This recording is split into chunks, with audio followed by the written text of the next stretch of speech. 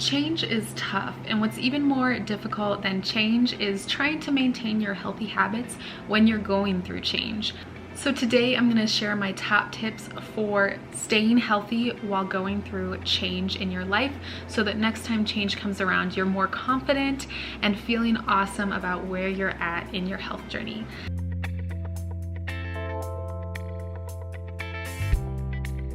Hey there, and welcome to Dark Blue Nutrition. My name is Katie. I'm a dietitian and personal trainer, and I make videos on nutrition and fitness so you can feel calm, confident, and connected with your body. So I love today's topic because honestly, I'm gonna be totally real with you. I don't love change, and I think that most people can probably say they feel the same way about change. Change is not fun for anyone because we seek out comfort. When we don't get that comfort, we feel uncomfortable. There are ways though.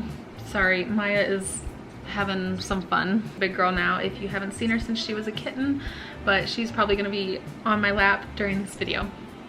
So I won't hold you in suspense any longer. I'm gonna go over my top tips on how to stay healthy during times of change.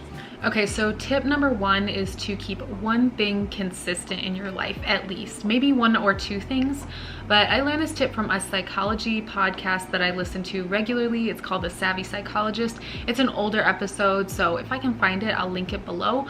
But essentially, keeping one or two things really consistent in your life is gonna help you feel more calm and confident going into life changes. So for example, one thing that I love to do is kind of end my day and unwind with a Netflix show.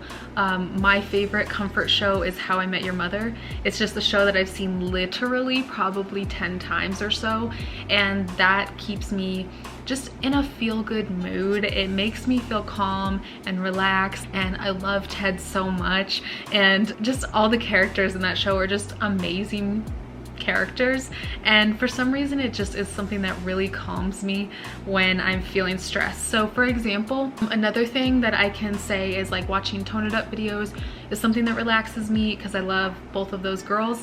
So when I was a recipient of a scholarship to attend this professional conference for grad school, I flew on a plane to Washington, D.C. all by myself, which is something that is completely and utterly out of my comfort zone. And so what I did was I downloaded some Tone It Up videos. They have a TV show that was on Bravo long ago. And so I downloaded all 10 episodes of their show and just watched them while I was on the plane because I knew it was something that comforted me. I love hearing those girls' inspirational talks, and I just love them in general. So it was something that kept me calm in a time where I really wasn't feeling totally at ease, and it actually went really well, and I made it through alive and well. So I think keeping something consistent in your life like that is really a positive thing, and it does have some psychology to it as to like keeping you feeling good when you're uncomfortable. Other examples of this don't have to be just TV shows. It can be like a podcast or listening to music that you've heard 100 times and that you love. Pop music is one of my favorite things to listen to because pop music just naturally has that upbeat feeling to it. So it doesn't have to be anything new, just something like you can listen to, you know, 90s and 2000s top pop hits on Spotify or Apple Music or wherever you listen to your music.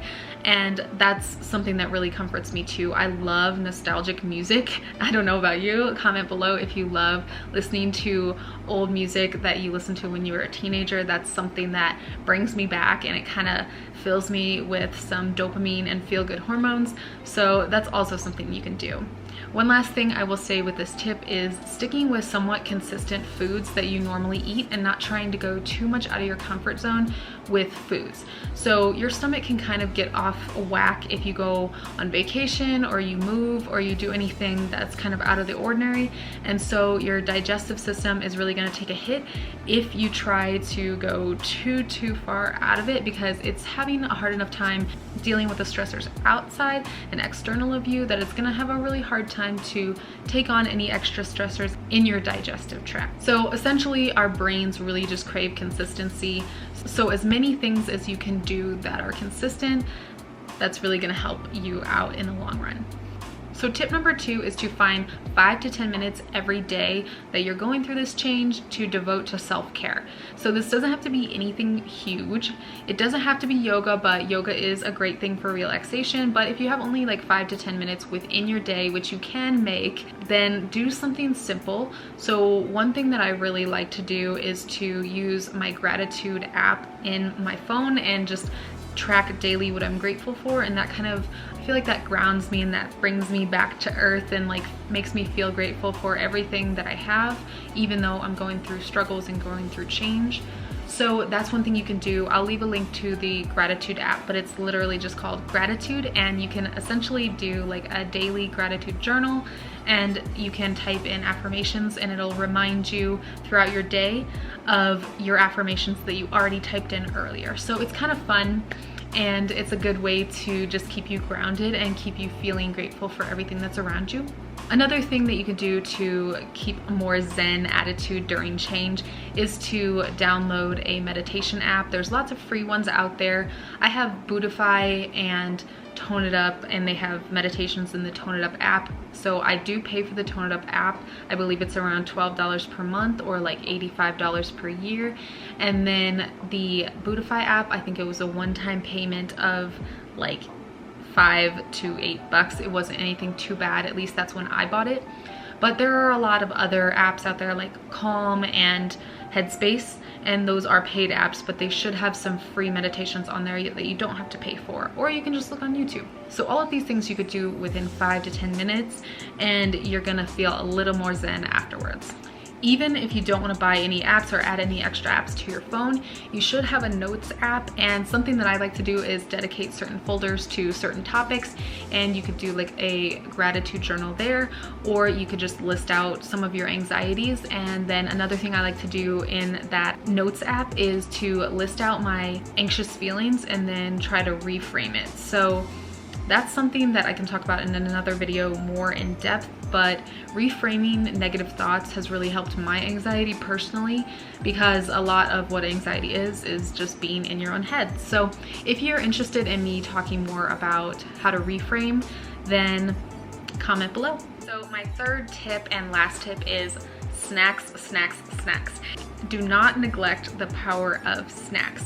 You really need them in your life to like feel fueled throughout your day, and depending on your normal eating schedule, you just want to make sure you're eating throughout the day regularly, especially in something like a move. Like recently I moved again, so I moved to Colorado, and then from the place in Colorado that I was at, I moved to a little bit further in the mountains outside of Denver. So it wasn't a very far away move, but it was a move nonetheless, and moving is tough. Like, let me tell you, it's a struggle. No matter if you're moving like 30 minutes or across the country, it's just stressful. So one thing that I was really doing poorly at when I moved this time around is not fueling up on snacks. As a bit of nutrition advice, like that's my #1 tip, is to just pack healthy snacks.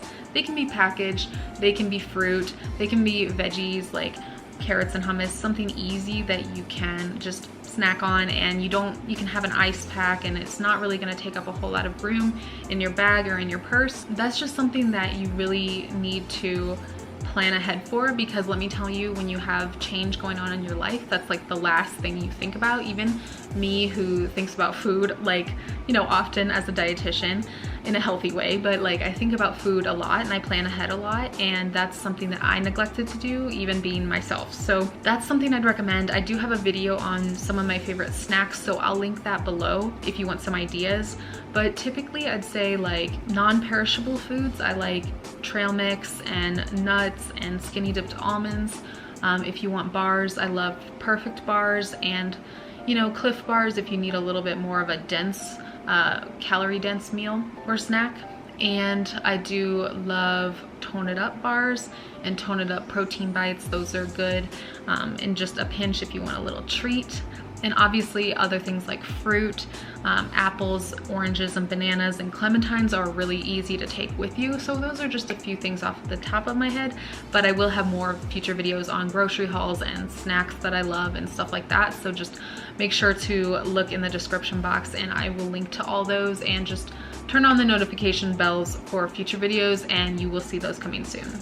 So I want to thank you so much for hanging out with me today. If you enjoyed this video, I will link to my playlist of my most recent videos in the end screen and also below in the description box. And just turn on the notification bell it should be on the right corner when you hit subscribe, and then you'll be notified every time I have a new video. They have a few options, so you can select if you want to get notified sometimes or all the time. That's one way you can keep in the loop with the Dark Blue community. You can also follow me on Instagram if you want like a little more day-to-day vlogging style and nutrition tips and, you know, short form stuff like that. I do post quite a bit to Instagram and Instagram stories, so if you want to follow me there, then be sure to do that as well, and let me know what videos you want to see in the future. I hope you have an amazing day, and I hope to see you all in the next video. Bye guys.